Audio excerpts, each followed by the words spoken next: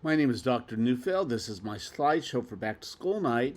Thank you very much for viewing this video. The point of my recording this video is that there are many families who aren't able to make it on Back to School Night. Also, I have many students who are in my class, but they're from Team UCLA, so their parents weren't able to see this video. So, welcome to our Back to School Night.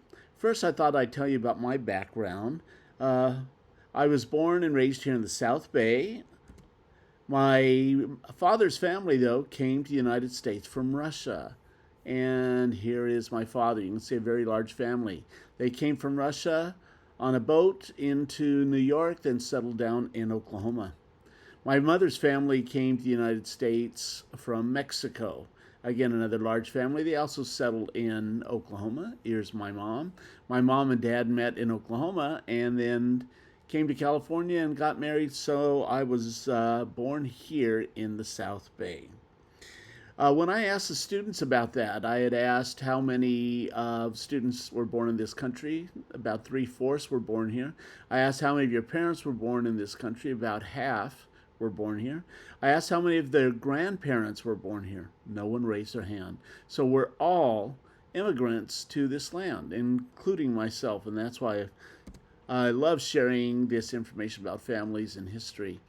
Also, I was the very, very first in the family to go on to college. I feel so fortunate with that.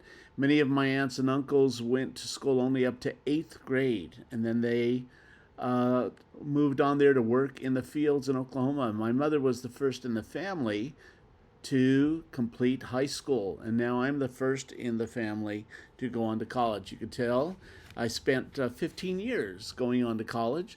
I went to UCLA for my bachelor's degree, majored in poli-sci. I went to Loyola University, Loyola Marymount, for my CLAD teaching credential in history. I had an administrative credential. I got my master's degree in teaching English as a second language, which is a multicultural education degree. And then I went to Pepperdine for my EDD degree. And for my EDD, I did research on successful middle schools across the country. And I focused on the middle schools here in Lawndale, on Adams and Rogers. So I have spent quite a bit of time here in this district, and I really enjoy this district, but especially the school. Adams Middle School is a fantastic district. Let's take a quick look at state standards. I love 7th grade world history because we're going to be covering things like the Roman Empire, the start of the new religion Islam. Then we move on to different regions around the world. We move on to Asia, China, and Japan. Then we move on to where mankind all started, in Africa. Then we move on to medieval Europe. This is when the Roman Empire collapsed and Europe was falling apart. And after medieval Europe came to an end, it was the time of the Renaissance. People like Michelangelo and Da Vinci. So fascinating. And then we move on to the Americas, the Incas, Aztecs, and the Mayans. So again, it's such a fascinating thing to research and study, and I really do enjoy this. We start all of this, though, on our Unit 0, which we are completing right now. Unit 0 is when we look at geography, we look at time zones around the world, we look at latitude and longitude, so that's what we're on right now. So right now we're starting off with geography, and I started this about 15 years ago, and we're going to end the year with a gigantic geography quiz. And let me show you what our quiz at the end of the year is going to look like.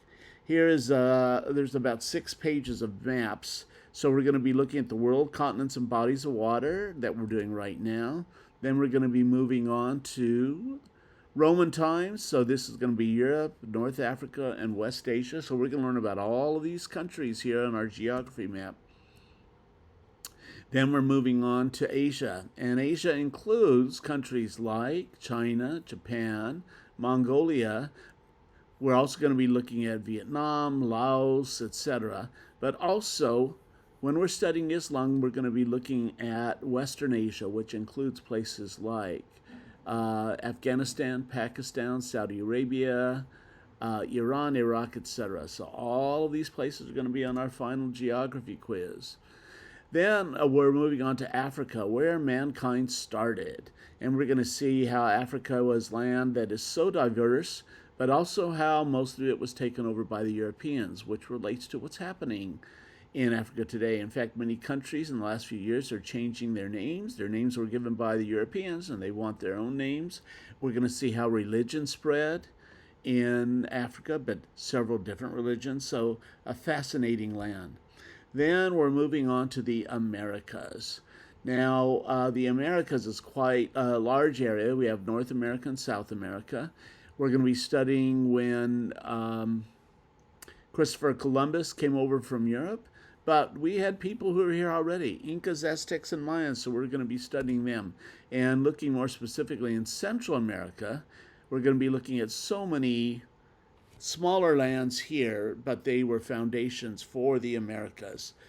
And that's why, again, our final geography quiz is going to be about 180 countries, but I've settled on having to get only 120 right if you want an A. You know, when I started this about 15 years ago, I started with just 60 countries, but so many students were getting A's that every year I increased it by 10. 70, 80, 90, and that's why now we're up to 120 countries to get an A, and yet still the majority of students get an A on this quiz at the end of the year.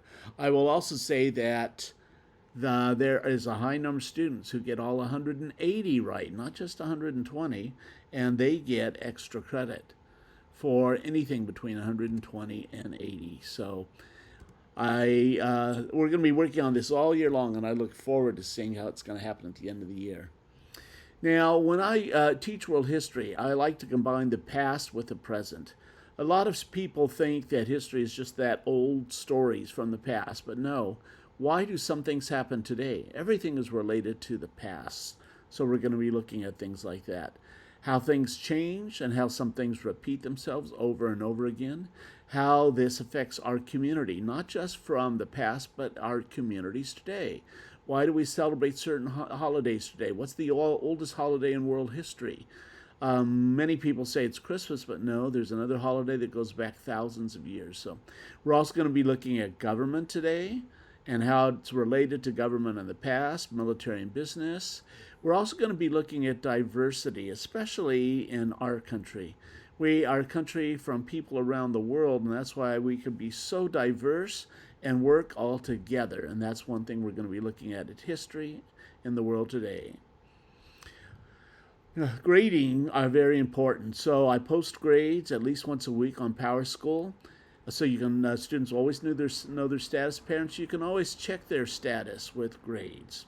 And an important part of finding out about grades is parents, please pay attention to this Parent Square. Now, last year we had Class Dojo. It's fantastic, but this year it's Parent Square. I'm going to be sending messages to parents when students are missing any assignments. You'll have a clue as to what's going on with the grades. But this is a great way to communicate. So please, if you have any questions for me, send me notes, etc.